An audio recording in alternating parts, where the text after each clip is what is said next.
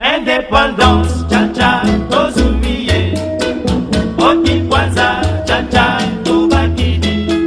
Est appelé justement à accompagner cette candidature parce que des deux côtés, comme vous le savez, des deux côtés du fleuve, de ces deux capitales les plus proches du monde, on a en partage ce patrimoine qui est la rumba congolaise. Peut-être aussi sur l'axe de la sauvegarde, puisque c'est aussi un des aspects de la candidature.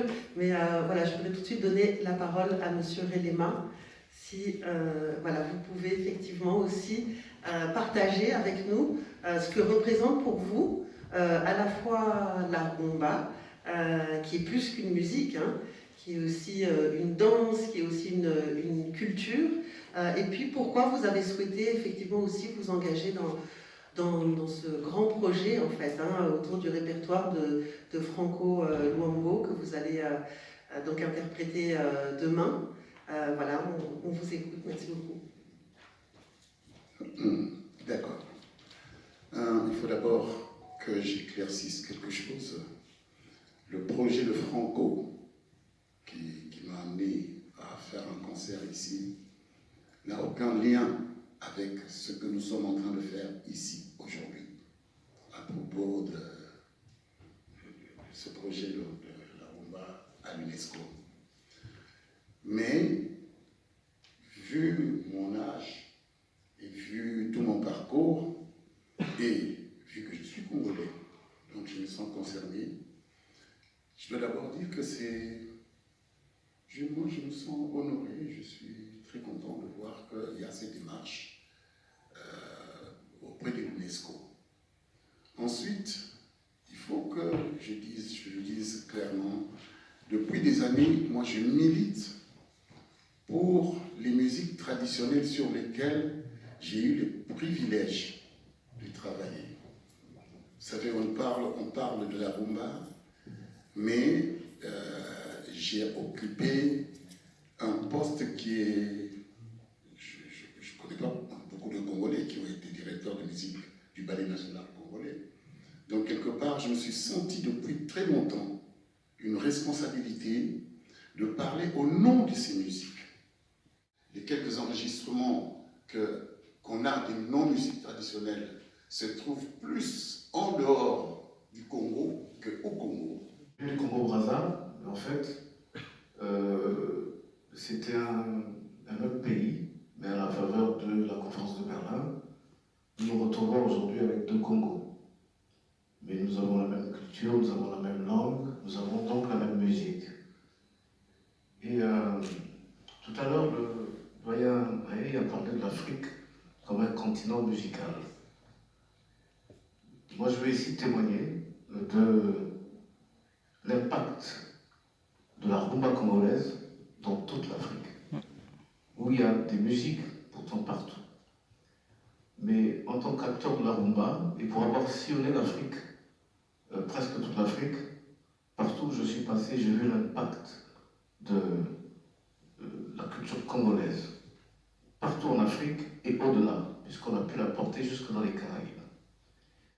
Ça fait 22 ans que je travaille au Palais des Beaux-Arts et une des premières activités c'était Bruxelles 2000, capitale culturelle de l'Europe.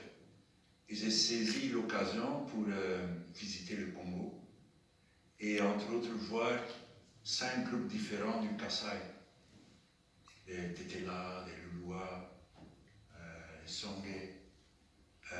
Cette musique du Kasaï est quelque chose d'extraordinaire. Il y a même l'ancêtre, par exemple, du xylophone avec la grosse note au milieu.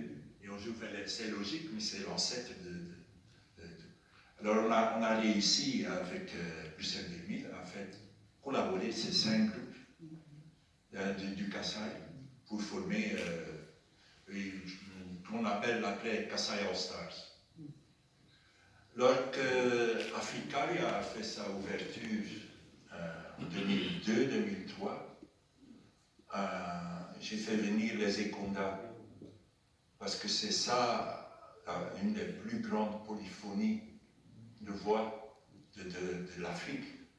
une des grandes musiques, c'est les suites classiques qui se font. Cette musique n'existe d'un siècle, mais on a l'histoire de ça, on connaît tout ce qui a fait ça.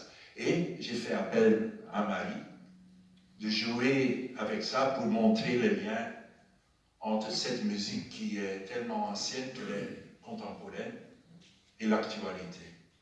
Et on a fait des choses ainsi de suite. On a fait venir Konono numéro 1,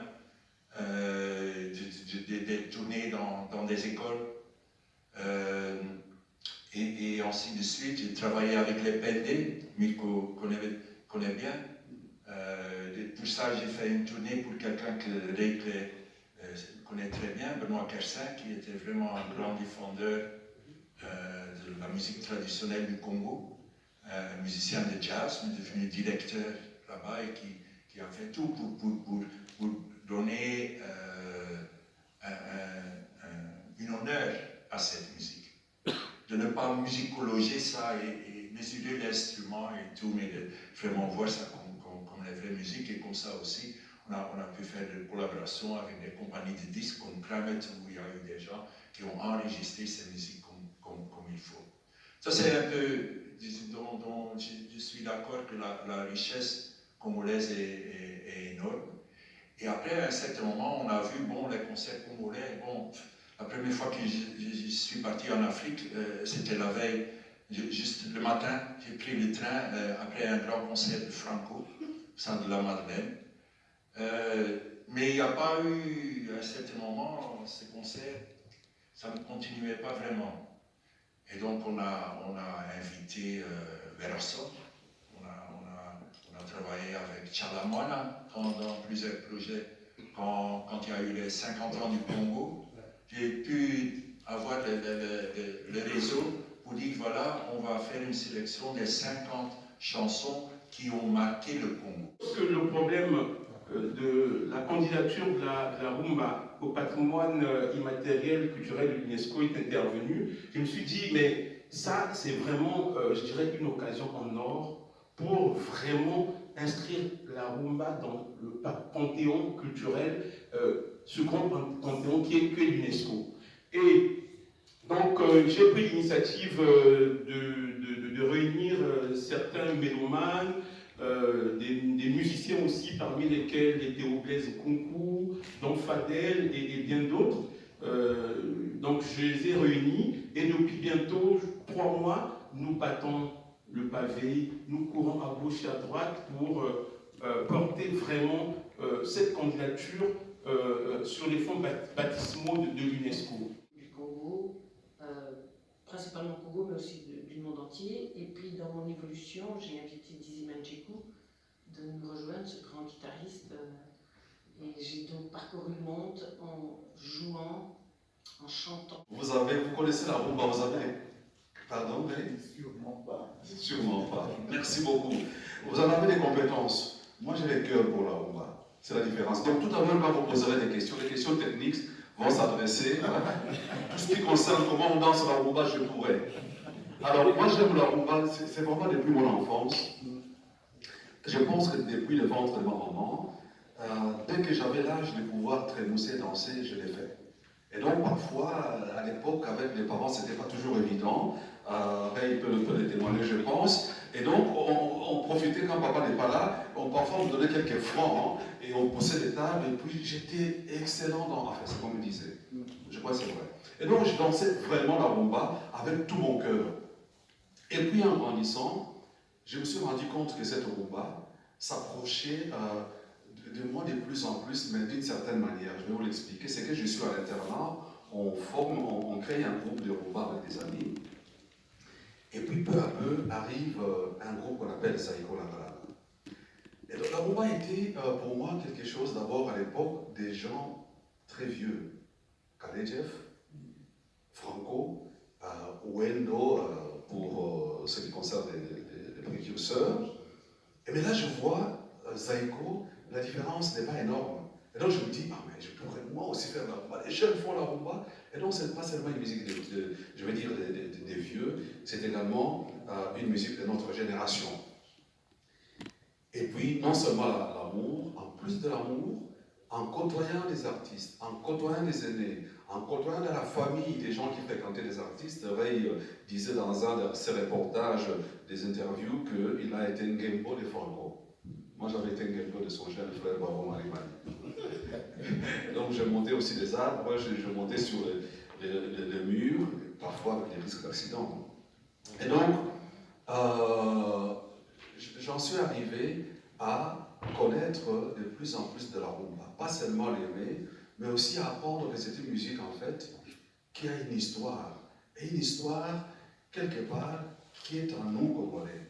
La rumba fait partie, c'est l'une des substances importantes de la culture congolaise. Ce qui m'interpelle, c'est l'après. Ici, je voudrais d'abord faire référence à Francis Bébé. Dans son livre sur les musiques traditionnelles, il pose une question. Est-ce que le premier homme a-t-il parlé, a-t-il chanté ou s'est-il nourri? Mais il ne répond pas à la question. Je pense que la réponse, il a fait tout à la fois. C'est-à-dire quoi? Quand il a prononcé le premier mot, il a certainement parlé. Il a certainement chanté parce que la chanson, en émettant le son, la parole, c'est une chanson condensée. Il a certainement mangé parce qu'il a nourri son esprit. Ça veut dire que l'homme a tout fait. En plus, ce qu'il vient de dire là. Parce que quand on voit le thème qui c'est la rumba, donc déjà au Congo, il n'y a pas que la rumba. Il y a plusieurs sortes de musique et il y a plusieurs ethnies. Donc, par rapport à ce que M. Klein avait dit, donc je crois que dans ma réflexion, je dirais que la rumba donc le mot rumba rassemble toute la musique traditionnelle pour sortir le mot rumba. Donc, c'est-à-dire que c'est le mélange de tout ce qui est branche musicale du Congo. Donc, si on choisit le mot rumba, il y a les gens qui font maintenant autre style que la rumba au Congo. Par rapport à l'inscription, moi je trouve qu'ils ne seront pas frustrés ou par rapport à notre génération. Je parle de notre génération. Donc c'était juste ça ma question. Je crois que. Ok, ça passe. Je crois que mon frère, vous êtes africain comme moi, vous connaissez nos États. Vous connaissez la place que prend la politique sur la vie des gens. J'ai ici l'arrêté ministériel de nos dirigeants. Hein, c'est vraiment, c'est très beau, c'est sur le truc du ministère de la Culture. C'est pour nomination de l'inscription, la promotion de la rumba, c'est ceci. Hein, vu la Constitution, vu la Convention, vu l'ordonnance, on n'a rien vu jusqu'à là. Donc, ça c'est juste pour vous dire, que si on est engagé dans cette histoire, c'est parce que je vais en même temps répondre un peu à l'autre question et en même temps répondre un peu à la préoccupation de Balou. C'est de dire, s'il y a la commission, il trouve sûrement que bon, voilà, ces gens ont quelque chose en l'air de... Nous avons pu suivre dans les différentes télés, que ce soit la télé de la RDC ou que ce soit la télé congolaise. Mais moi, quand je regarde les choses de Paris, du bord de Seine, comme on dit, je dis que c'est vraiment une goutte d'eau dans la mer. C'est vraiment une goutte d'eau dans la mer parce que la campagne est restée lapidaire. Elle est restée lapidaire, évasive.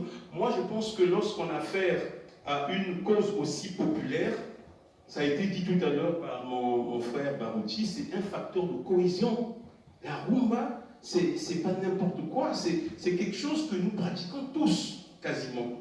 C'est l'une des rares choses que tout le monde apprécie. Rumba Parade à Kinshasa, qui pourrait être, pourquoi pas, cette plateforme, en fait, vraiment de réunion et de lobbying pour vraiment continuer à promouvoir le plan stratégique autour de la rumba. Pourquoi pas faire de ce festival vraiment une plateforme internationale.